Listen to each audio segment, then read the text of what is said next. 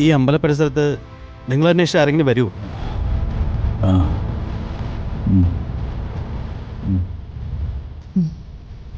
ഇവിടെ അടുത്ത് ആരോടെങ്കിലും ഒന്ന് പറഞ്ഞേക്കാം മാഡം. ഹലോ ശ്യാമേ,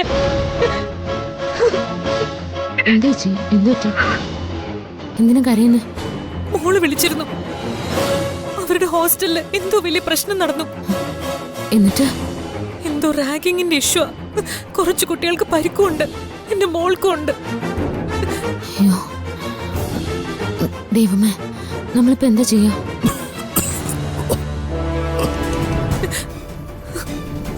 മോളാകെ പേടിച്ചിരിക്കുക.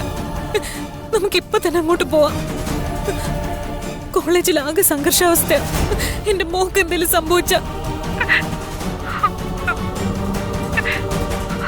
ചേച്ചി ടെൻഷൻ ആവാതെ നമുക്ക് മോളുടെ അടുത്തേക്ക് പോവാം. അതിനിപ്പോ ശ്യാമ വന്നിട്ട് വേണ്ടേ? അതുവരെ ക്ഷമിക്കാൻ എനിക്ക് വയ്യ. ചേച്ചി ഞാനിവിടെ അടുത്ത് തന്നെ ഉണ്ട്. ഞാൻ പെട്ടെന്ന് തന്നെ വന്നോളാം. ചേച്ചി റെഡി ആയിട്ട് നിന്നോ. പോകാനുള്ള ടിക്കറ്റും കാര്യങ്ങളൊക്കെ ഞാൻ മാലിനെ വിളിച്ച് റെഡിയാക്കിക്കോളാം. ശ്യാമേ, അവള് വല്ലാതെ പേടിച്ചിരിക്കുക. കരച്ചിലോട് കരച്ചിലായിരുന്നു. അല്ലായിരുന്നെങ്കിൽ ശ്യാമെ ബുദ്ധിമുട്ടിക്കില്ലായിരുന്നു. അവള് നമ്മുടെ കുഞ്ഞല്ലേ. അവൾക്കൊരു പ്രശ്നം വന്നാ നമ്മളല്ലേ ഓടി ചെല്ലേണ്ടത്. അതിനിപ്പോ എന്തിനാ കണക്കൊക്കെ പറയാൻ വേണ്ടി നിൽക്കുന്നത്? ചേച്ചി വേഗം റെഡി ആയിക്കോ. ഞാൻ ദേ എത്തിക്കഴിഞ്ഞു. ആ പിന്നെ ചേച്ചി വെറുതെ ടെൻഷൻ അടിക്കണ്ട കേട്ടോ. ആ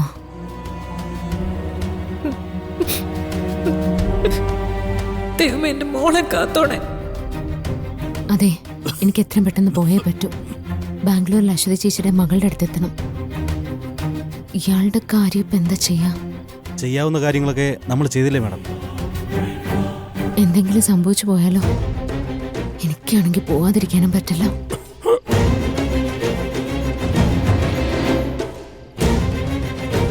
ഭഗവാനെ, നിവർത്തിയേടുകൊണ്ടാ ഇയാളെ നടയിലാക്കിയിട്ട് പോകുന്നു. ഇയാൾക്കൊരു അപകടവും ഇല്ലാതെ കാക്കണേ.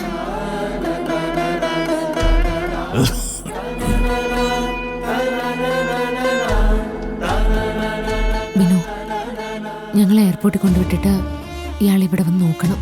ശരി മാഡം.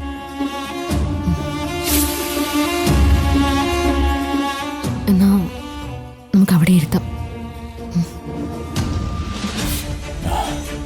നടക്കും പതിയെ.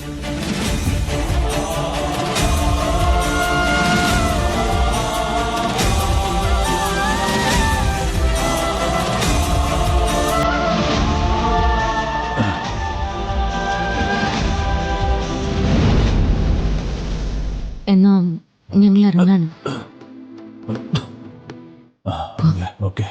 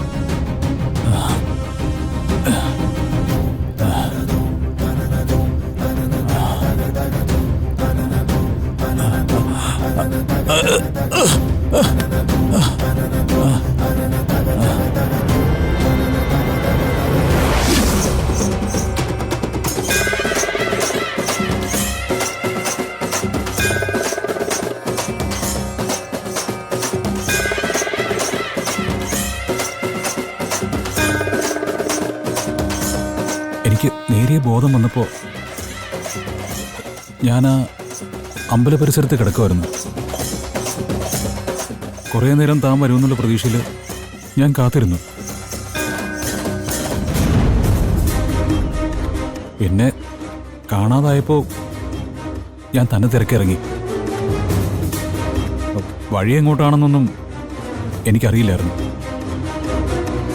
കുറച്ചു ദൂരം നടന്നപ്പോഴേക്കും ഞാനങ്ങ് കുഴഞ്ഞു വീണു. അതിവിടെയായിരുന്നു. പിന്നീട് താനിപ്പോൾ എൻ്റെ കൺമുമ്പിൽ നിൽക്കുമ്പോഴാണ് എനിക്ക് ബോധം വീണത്. സംഭവിച്ചതൊക്കെ ഒരു മായായിട്ട് എനിക്ക് തോന്നുന്നത്. ഞാൻ കടൽക്കരയിൽ വന്നിട്ടില്ല. ഇന്നലെ ഞാൻ വരുണിനെ കണ്ടിട്ടുമില്ല. അതൊന്നും എനിക്കറിയില്ല. പക്ഷേ എന്നെ മരണത്തിൽ നിന്ന് കൈപിടിച്ച് കയറ്റാൻ തനിക്ക് മാത്രമേ സാധിക്കുമായിരുന്നുള്ളൂ. അതായിരിക്കും സംഭവിച്ചത്. എന്തിനാ ജീവിതം അവസാനിപ്പിക്കാൻ തീരുമാനിച്ചത്? ജീവിച്ചിട്ടെന്തിനാ? എന്നും വേദനിക്കാനും നിന്നെ ഓർത്ത് ദുഃഖിക്കാനും. എന്നെ ഓർത്ത് എന്തിനു ദുഃഖിക്കണം? വരുണിനെ സ്നേഹിക്കുന്നവർ ഒരുപാടുണ്ടല്ലോ. നീ മറ്റൊരാളെ സ്നേഹിക്കുന്നെന്ന് പറഞ്ഞു കഴിഞ്ഞാൽ പിന്നെ അയാളെ വിവാഹം കഴിക്കാൻ പോകുന്നെന്ന് പറഞ്ഞാൽ അതെനിക്ക് സഹിക്കാൻ പറ്റും. എന്റെ പ്രതീക്ഷകൾ നീ മാത്രമാണ്. താൻ കൂടില്ലാതെ എനിക്ക് പറ്റില്ല. വരുൺ, ഇന്നലെ ഒരു രാത്രി വരുണിനെ കാണാനില്ലാത്തതുകൊണ്ട് എന്തൊക്കെയാ സംഭവിച്ചെന്നറിയോ? വരുണിന്റെ അച്ഛൻ ഹോസ്പിറ്റലില്ല.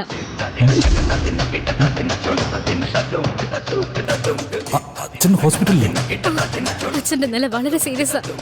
വരുണിനെ കാണണമെന്ന് മാത്രം അച്ഛൻ ആവശ്യപ്പെട്ടുകൊണ്ടിരിക്കുന്നത്. വരുൺ തിരിച്ചെത്തിയാല് അച്ഛന്റെ അസുഖം ഭേദാകുന്ന ഡോക്ടർമാര് പറഞ്ഞു. വരുൺ, ഞാനത് കേട്ടതാ. ഞാൻ കള്ളം പറയുന്നതല്ല. അച്ഛൻ്റെ അടുത്ത് അമ്മയുണ്ട് ഇപ്പൊ. അമ്മ അവിടെ കരഞ്ഞുകൊണ്ടിരിക്കുക. വരുൺ എത്രയും പെട്ടെന്ന് ഹോസ്പിറ്റലിലേക്ക് ചെല്ലും. അച്ഛനെ രക്ഷിക്കണ്ടേ? പോവാം, അച്ഛൻ്റെ അടുത്ത് പോവാം.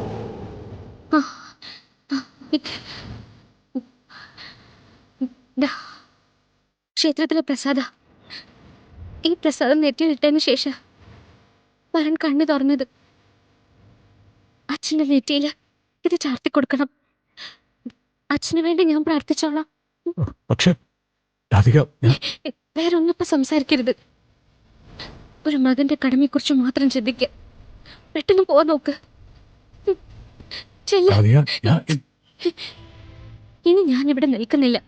ഞാൻ പോവാ. ചെല്ല.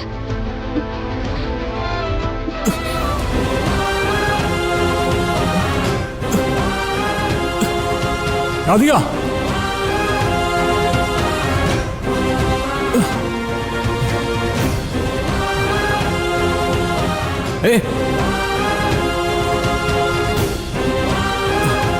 രാധിക,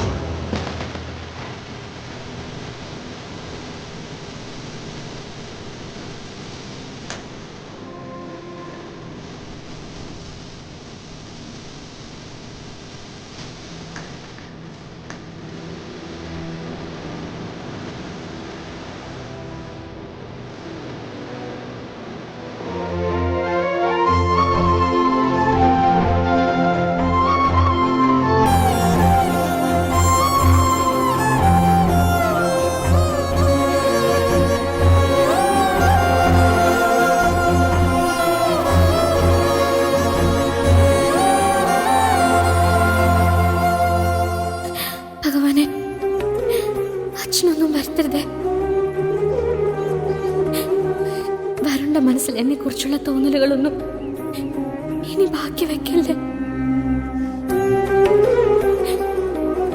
വരണും പ്രിയങ്കയും തമ്മിലുള്ള ജീവിതത്തിൽ ഒന്നും സംഭവിക്കാതിരിക്കണേ.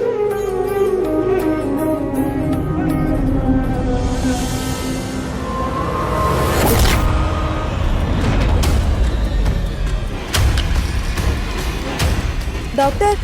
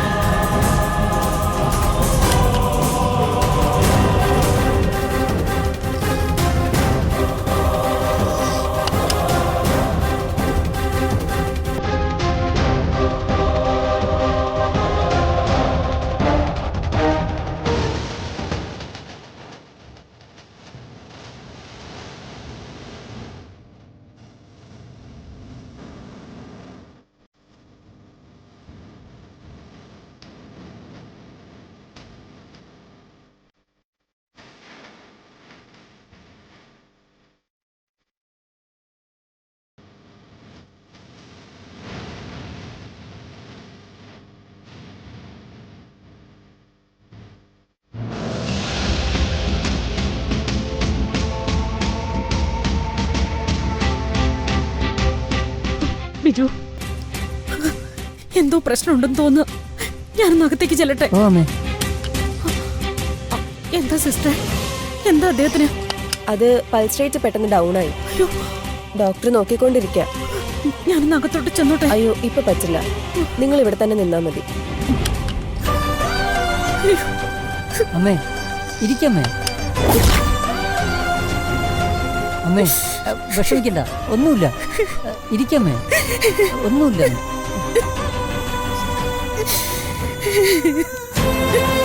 അമ്മേ, അമ്മ അമ്മേ വിഷമിക്കണ്ട.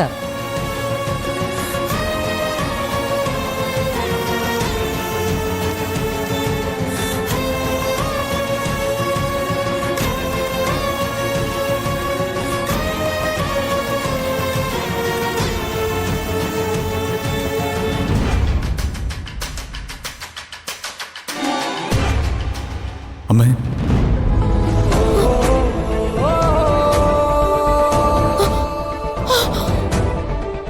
വരൂ, മോനെ.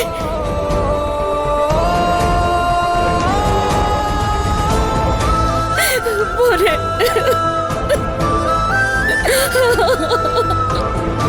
അമ്മേ, അറിയില്ലേ?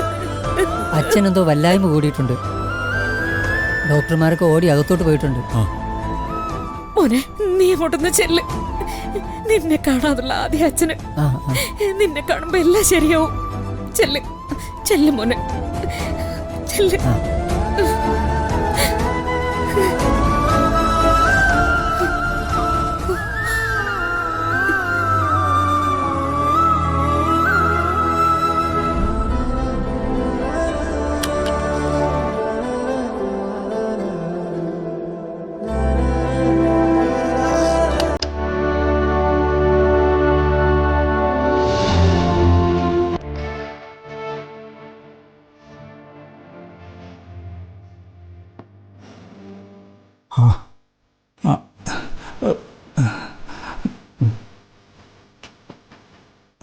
മോനെ,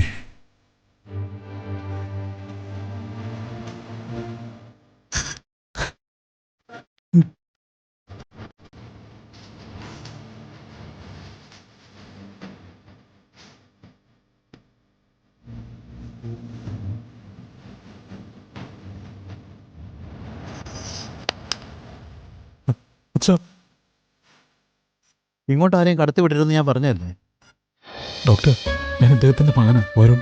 ഓ, അച്ഛനിപ്പോ പറഞ്ഞതേ ഉള്ളൂ.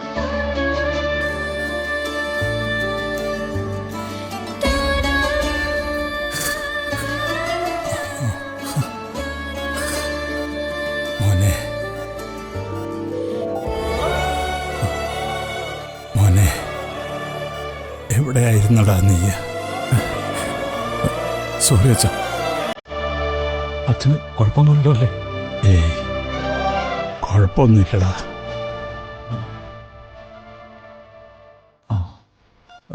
ഡോക്ടർ ഞാൻ ഈ പ്രസാദം അച്ഛനിട്ട് കൊടുത്തോട്ടെ. ആ.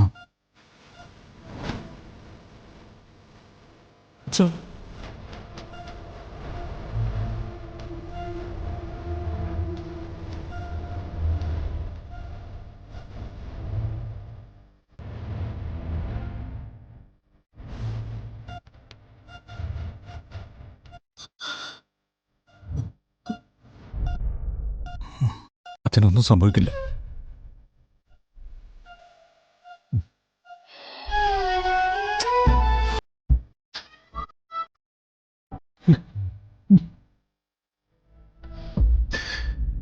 കുറച്ച് നേരത്തേക്ക് ഞങ്ങളെ പേടിപ്പിച്ചല്ലോ. ഇവനാ ഡോക്ടറെ എൻ്റെ മരുന്ന്. ഇവൻ അടുത്തുണ്ടെങ്കിൽ എനിക്കൊന്നുമില്ല. ആ, പുറത്തുള്ളവരെ വിളിച്ചോളൂ. Okay doctor.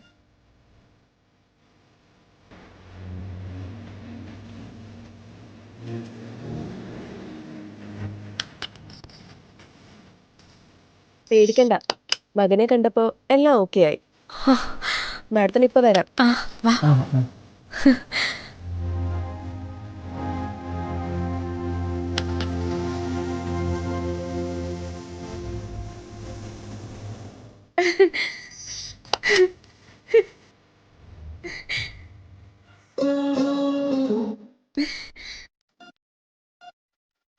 കുഴപ്പമൊന്നുമില്ലടോ. വരുണിനെ കാണാതെ ഞാനൊന്ന് വെപ്രാളപ്പെട്ടു, അത്ര തന്നെ. ഇപ്പൊ ഞാൻ ഓക്കെ ആടോ.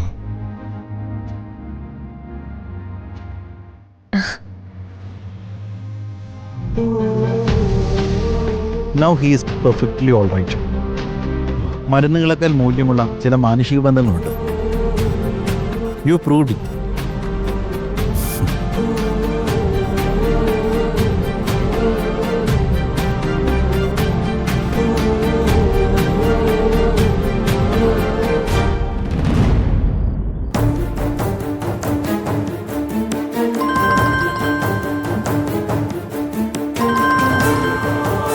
ശരത്ത്.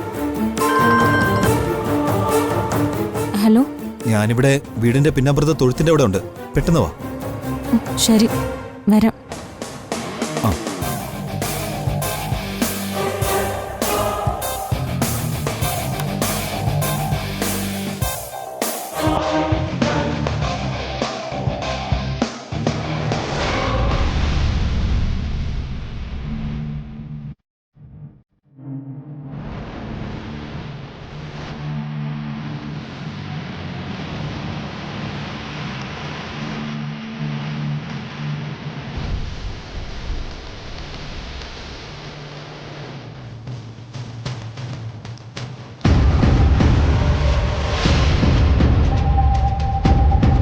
എന്തായി? അവിടുന്ന് എന്താ പോന്നേ?